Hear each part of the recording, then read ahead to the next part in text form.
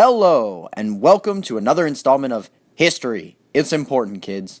Today's focus in history will be on Operation Overlord. And no, it isn't a Michael Bay movie. It was the code name for the Battle of Normandy.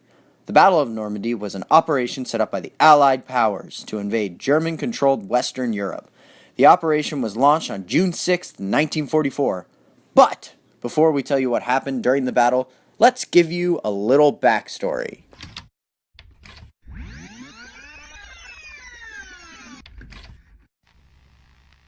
If you remember, back in 1940, Adolf Hitler invaded France. The British forces that were still alive from that invasion were then trapped along the northern coast of France. They then were able to execute the evacuation of 38,000 troops to England in the Dunkirk evacuations. Yes, that's the same evacuation that Christopher Nolan made a movie about with Harry Styles, but that's a different story. Anyways, Winston Churchill was advised that even with the help of other countries, there would be no way to take back Western Germany, or at least not for a while, until Hitler pissed off one Joseph Stalin. Stalin then proposed that they set up a second front, but Churchill declined because he felt that the British just did not have enough power to take back Western Germany from the Nazis. Eventually, everyone who they needed help from to make this invasion successful signed on at the Trident Conference in May of 1943. The planning commenced. The men in charge of this operation were Dwight D. Eisenhower and Arthur Tedder, which are the Supreme Allied Commander and the Deputy Supreme Allied Commander. The men in charge of the ground forces, the airships, and the naval ships were Bernard Montgomery, Trafford Leigh Mallory, and Bertrand Ramsey. They planned to have an amphibious attack called Operation Neptune, which means they would have troops on boats pull up to the beaches. They also planned a bombing attack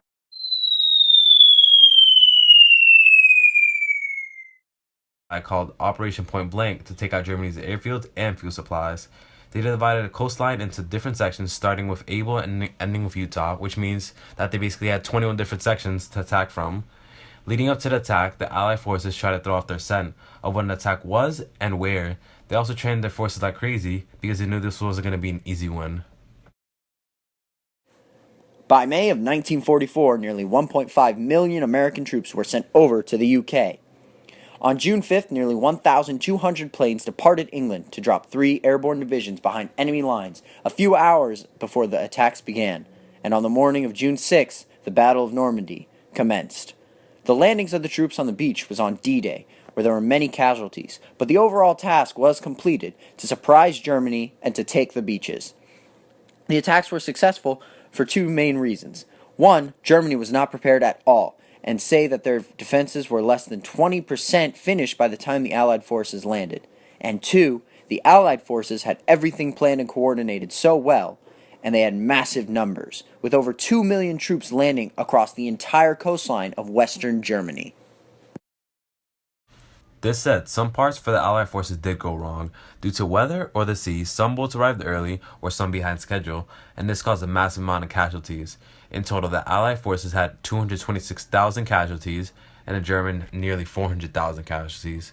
D-Day is well remembered, and the Battle of Normandy is a large turning point in the war for the Allied forces, but the war was still not won. Tune in next week to hear what happened next to the war.